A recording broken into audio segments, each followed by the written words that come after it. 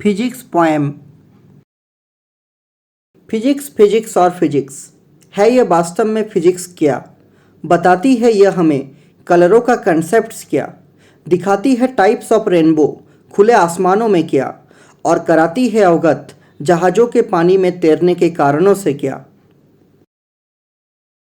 यह बताती है हमें फ्रेम ऑफ रेफरेंस के बारे में और कराती है तुलना अनमोल विचारों में।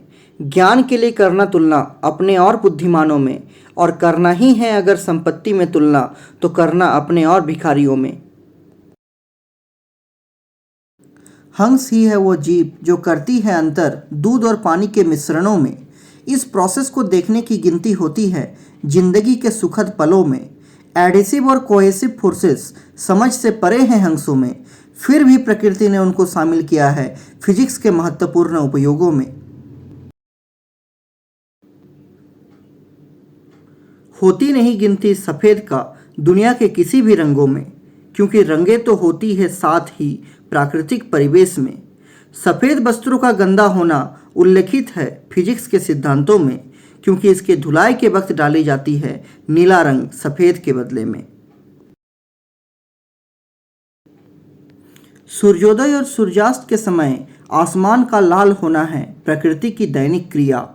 जैसे तारों का टिमटिमाना है रात्रि की अनोखी काया। इन दोनों क्रियाओं का उल्लेख है फिजिक्स के सिद्धांतों में, क्योंकि फिजिक्स ही करती है वर्णन इन प्राकृतिक घटनाओं को समझने में।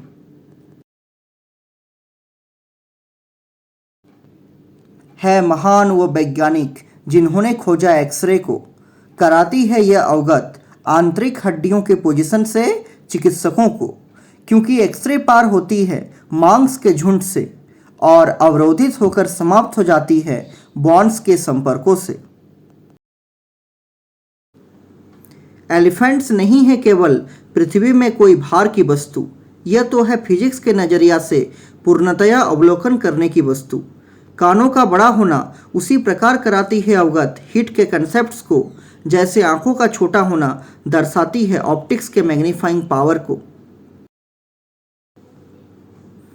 जिस प्रकार सूखी रोटी संपूर्ण आहार नहीं है, ठीक उसी प्रकार केवल फॉर्मूला पढ़ना फिजिक्स का प्लेजर नहीं है। इसकी अध्ययन तो होती है प्राकृतिक परिवेशों में, क्योंकि यह हमें बताती है अपनी व्यापकता प्राकृतिक घटनाओं में।